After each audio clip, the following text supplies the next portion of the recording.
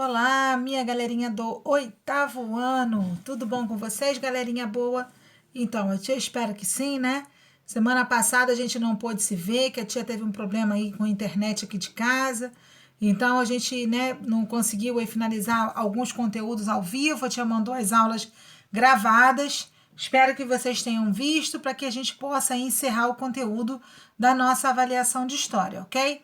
Vamos aí fazer uma correção, galerinha, comentada da nossa revisão para a nossa avaliação de história, tá? Essa semana todinha vai ser uma semana de revisão e na semana que vem vocês farão a avaliação de todas as disciplinas do terceiro bimestre, ok? Bom, galerinha, questão número 1. O contato entre os portugueses e africanos teve início no contexto da expansão marítima do século XV, né? Eu já tinha até explicado isso para vocês.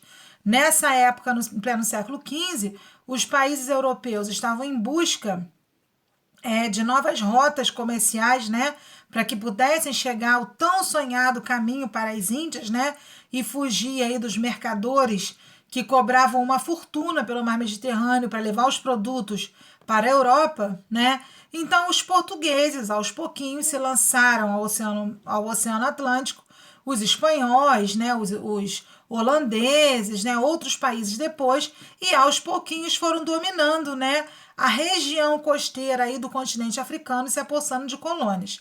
Então, quando Portugal conseguiu aos poucos tomar conta desse território, né, para formar novas colônias, quais eram os produtos explorados pelos portugueses no continente africano? Tá? Então, os tipos de produtos eram esses daqui, ó. Era o marfim, tá? Que é aquele material retirado, né?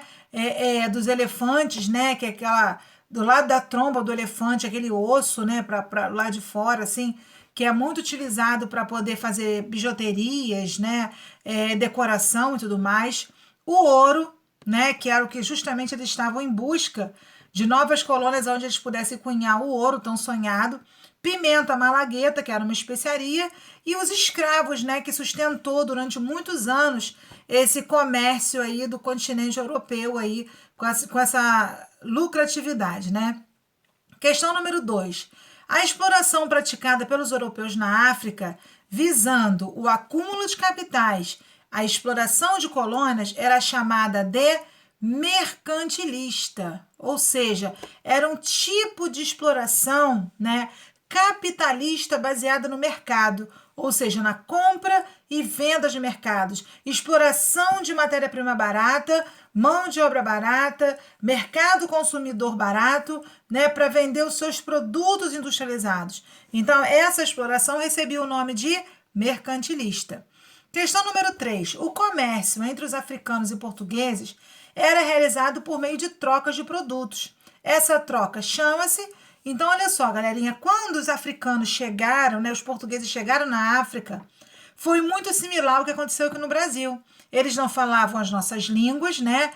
Eram civilizações que ainda não tinham tido contato ainda com a civilização branca, né? Com outros tipos de produtos de modernização. Então, essa troca, né, comercial, onde os portugueses mostravam para eles, né, produtos sem importância, como espelhos, armas, roupas, tecidos, né, coisas da curiosidade deles. E, por sinal, os africanos davam para os portugueses aquilo que os portugueses queriam, né, que era o ouro, o marfim, né, com o passar do tempo, os escravos, porque não pensem vocês que os brancos que capturavam os escravos, as pessoas negras, para servir de escravos. Não, não. Quem capturava os negros eram os próprios negros que moravam no litoral africano, tá? Que faziam esse comércio ilegal com os europeus, ok? Então, esse tipo de comércio, tá? Recebia um nome. E o nome desse comércio era escambo, ok? Também aconteceu aqui no Brasil, dos portugueses com os nossos índios. Bom, galerinha, questão número 4. Com a decadência do pau-brasil, um novo produto passou a ser desenvolvido e comercializado no Brasil. Este produto foi a cana-de-açúcar, ou seja, o pau-brasil é um tipo de atividade extrativista, tá? Por ser extrativista, com o passar do tempo, ela tende a se esgotar. O pau-brasil era um produto muito valioso no mercado europeu, porque dele se extraía a tinta, né, tão necessária aí para as indústrias europeias, mas com o passar do tempo, como qualquer atividade extrativista, ela tende a se acabar, e foi o que aconteceu com o pau-brasil. Então, para que a colônia portuguesa na América continuasse, né, a dar lucro, o que eles fizeram? Trouxeram mudas de um novo tipo de produto cobiçado pela Europa, tá? Que já era produzido nas colônias africanas, para ser desenvolvido e cultivado aqui no Brasil, que foi a cana-de-açúcar, ok? Questão 5. O trajeto entre a África e o Brasil para transportar escravos durante cerca de 3 meses eram em péssimas condições e com situações precárias. Ocorria em navios chamados de tumbeiros, ou seja, os navios negreiros, né, que a gente costuma dizer, que eram os navios que saíam da África, cruzavam o Oceano Atlântico, né, carregados de pessoas, de seres humanos que viviam em condições subhumanas, né, amontoados de pessoas, 3 meses, às vezes não conseguiam nem se mexer, porque eles ficavam espremidinhos nos porões dos navios, sem água direito, sem alimentação, sem comida.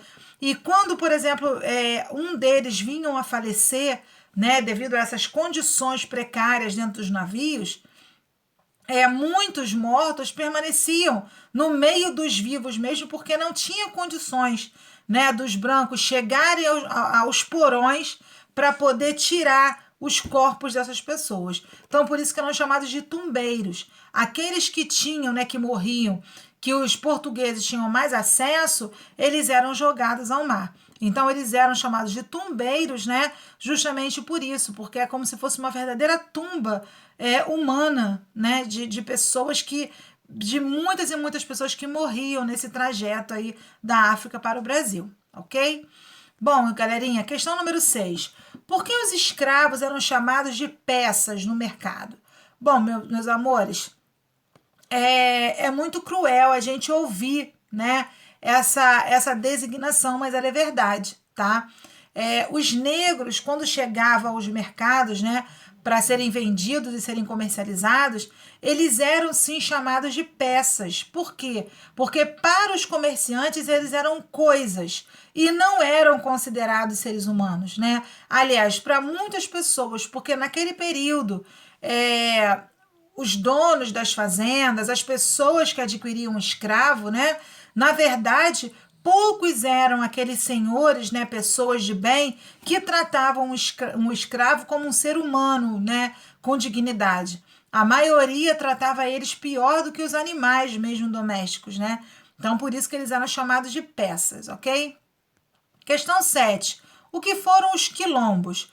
Bom, galerinha, os quilombos, né, eles eram acampamentos fortificados de guerreiros negros que fugiam da escravidão nas fazendas, né? Essa denominação, até que o livro coloca, né, de acampamentos fortificados de guerreiros negros, por quê? Porque a maior parte dos negros, eles vinham fugidos da fazenda e formavam uma fortificação, tipo uma fortaleza, e guerreavam com qualquer branco, né, que fosse lá para poder capturá-los e levá-los de volta para as fazendas. Por isso que se diz que eram acampamentos fortificados de guerreiros negros, né? Pessoas que fugiam da escravidão. 8. Qual o nome do maior líder da comunidade quilombola que se tornou um dos líderes da resistência negra do Brasil? Bom, galerinha, esse daí é facinho, né? Zumbi dos Palmares, tá? Ele foi aí um escravo à frente de seu tempo, porque ele, além de lutar contra a dominação branca, ele também ajudou a fundar as comunidades quilombolas, né? E a lutar pela resistência contra a escravidão no Brasil. Não é à toa que nós temos aí o dia 20 de novembro, né?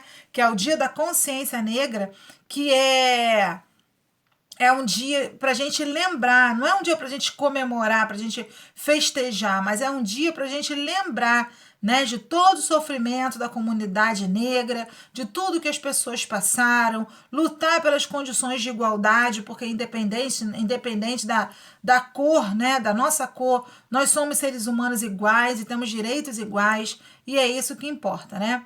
Bom, questão número 9. O que foram os escravos de ganho? Bom, galerinha, existiu, né, na época do Brasil colonial, vários tipos, né, de escravos. Escravos que trabalhavam nas lavouras, escravos que trabalhavam nas casas, cozinhando, lavando, passando, escravos que cuidavam de crianças, que eram as amas de leite, escravos que trabalhavam nos serviços, né, nas ruas, varrendo as ruas e fazendo serviços, às vezes públicos, tá? Os escravos de ganho foi o seguinte: muitos senhores, donos de escravo, para poder aumentar a sua lucratividade, né? O dinheiro aí que eles precisavam, porque estavam enfrentando em crise, eles preparavam quitutes, mercadorias, né? Às vezes colocava os escravos para trabalhar como sapateiros, como cabeleireiros cortando cabelo, né, nas ruas, para poder ganhar e levar alguma renda para o senhor dono de escravos. Por isso que eles eram chamados de escravos de ganho, ok? Questão número 10. Nome do maior pintor que representou nas telas cenas do cotidiano das pessoas escravizadas no Brasil colonial. Atividades domésticas, afazeres urbanos ou na produção açucareira. Bom, galerinha, de todos os artistas que passaram aí pelo Brasil, né, o que mais retratou as condições, né, do Brasil colonial, ainda na nossa formação, né, das nossas características aí da formação do Brasil, foi Jean Baptiste Debré, tá? Ele é famosíssimo, a maior parte das suas telas são retratadas nos livros de história, porque como naquele período, né, não existia ainda a fotografia, né? Isso é uma coisa que vai ser inventada bem mais para frente ainda. Então, Jean Baptiste Debré, ele conseguia retratar a realidade, né? E colocou isso aí nas suas telas, e essas telas se tornaram, né, um patrimônio aí, um presente para nós brasileiros, porque é através delas que a gente consegue conhecer um pouco da nossa história colonial, ok? Questão 11. Qual foi a região brasileira que mais prosperou com a cana-de-açúcar? E quais as capitanias que a produção teve maior destaque? Bom, galerinha, a região que mais se destacou com a cana-de-açúcar foi a região Nordeste, né? Nas capitanias de Bahia e Pernambuco, aonde tinham, né, as condições favoráveis aí para a produção açucareira, né? A questão do clima, do solo, do litoral, para poder fazer a exportação desse açúcar para a Europa, certo? Bom, questão 12. A cana-de-açúcar cultivada no Brasil no século XV foi trazida pelos primeiros colonizadores portugueses, na expedição de Martim Afonso. A cana-de-açúcar era originária de qual lugar? Então, galerinha, a cana-de-açúcar ele é um produto originário da Índia, tá? Ele se originou lá, foi criado lá, cultivado lá, se tornou um produto, né, altamente cobiçado aí na Europa, assim como o sal também, né, as especiarias. Então, como era um produto, né, um tipo de planta aonde se plantava em regiões muito quentes, né, dos trópicos, os europeus, né, portugueses, espanhóis, adquiriram mudas da cana-de-açúcar e trouxeram para suas colônias na América, ok? 13. A produção açucareira era realizada em imensas áreas onde se plantava um único produto em larga escala. Essas áreas produtoras de açúcar chamava-se. Então, galerinha, o que, que acontece? Para poder colocar a produção açucareira para funcionar, precisava-se de uma estrutura, tá? E essa estrutura, ela eram áreas muito grandes, composta aí de várias casas, né? De vários locais, onde cada local tinha uma função. E o nome dessa produção era chamada de engenho, né? É o local onde se produzia o açúcar. Bom, nos lugares que se produziam açúcar, também produziam-se outros tipos de produtos, né? Como é um produto proveniente da cana-de-açúcar, se produzia o quê? A cachaça e a rapadura, né? Que eram vendidos também no mercado interno e no mercado externo, tanto quanto eram também consumidos aí pela população. Questão 15. O engenho era um grande complexo com alguns prédios, cada um com a sua finalidade. Qual era a finalidade da Casa Grande? Bom, galerinha, a Casa Grande, ela era uma residência, o centro administrativo e econômico, né? Onde vivia o senhor de engenho, a sua família, os agregados de confiança, ou seja, era a casa, né, principal, o prédio principal do engenho, né, da onde vivia lá o senhor e a sua família, onde ele ficava fazendo a sua administração, né, a sua contabilidade de compra e venda de mercadorias, eram feitos na Casa Grande, ok? Além da Casa Grande, tinha também, nesse mesmo, né, combo aí de estruturas, se tinha a casa de engenho, tá? O que era a casa de engenho? Para que servia a casa de engenho, tá? Bom, a casa de engenho era um conjunto de instalações para o preparo do açúcar. Ela era composta pela casa da moenda, que era onde a cana-de-açúcar era levada moída e se extraía ali o caldo da cana. Casa das caldeiras, aonde se levava aquele caldo de cana e ele ficava ali cozinhando. Casa de purgar, que era onde, né, esse açúcar ele era beneficiado e transformado em açúcar e depois se ensacava e se colocava nos galpões para poder vender para a Europa, ok? Bom, questão 17. Construída com tijolos, madeiras ou pedras, coberta de palhas ou telhas, este era um local de habitação para a população escravizada. Não tinha ventilação e nem privacidade às pessoas. O trecho refere-se a qual construção? Bom, galerinha, a gente só pode estar falando da senzala, né? A senzala era um local específico onde os escravos ficavam. Eram locais que não tinham luxo, né? E nem condições de acomodar com segurança, qualidade, né? Os escravos que trabalhavam tanto nas lavouras cafeeiras. Eram locais, às vezes, mal ventilados, sem condições, né? Onde os escravos ficavam amontoados uns nos outros pelo chão, né? Porque eles não tinham nenhuma cama, nada para poder dormir. Eles deitavam mesmo no chão duro, às vezes, né? Naquela estopa, né? É uma espécie de material feito com folhas, né? Onde eles deitavam ali para poder descansar. 18. Outra construção que fazia parte do engenho era a capela. Qual era a finalidade da capela? Bom, galerinha, a capela era um local onde se realizavam cerimônias religiosas, como casamento, batizado, primeira comunhão, cultos diários, tá? Alguns engenhos abriam, né, regalias para que os negros também pudessem participar desses cultos religiosos. Mas a maioria das capelas das fazendas dos grandes senhores, não. Era um tipo de construção onde só se participava das cerimônias religiosas, né? O dono da fazenda, sua família, os agregados brancos, né? As pessoas de sua confiança que moravam ali no engenho. 19. A sociedade colonial brasileira pode ser classificada como, bom, galerinha, patriarcal. Por que patriarcal? Porque o poder, né, de todas as casas, né, de todas as fazendas, ele era gerenciado através da ordem direta de quem? Do pai, do patrão, né, da figura masculina, né, que tomava todas as decisões importantes, né, tudo que tinha que acontecer, ele que administrava o dinheiro, ele que administrava o investimento, é ele que tomava todas as decisões, inclusive, né, sobre a esposa, sobre os filhos, sobre os seus agregados que moravam ali na fazenda. Então, a esse domínio masculino se dá o nome de patriarcal, ok? Nossa última questão, qual foi a primeira vila do litoral brasileiro, tá? A nossa primeira vila foi a vila de São Vicente, tá? Foi a primeira vila aí das capitanias hereditárias a prosperar aí na época do nosso Brasil colonial, ok? Bom, meu 8º ano, eu espero aí que vocês tenham gostado da nossa revisão. Estudem para a provinha, porque já é na semana que vem. Qualquer dúvida, canal Tira Dúvida, ok? Beijo no coração.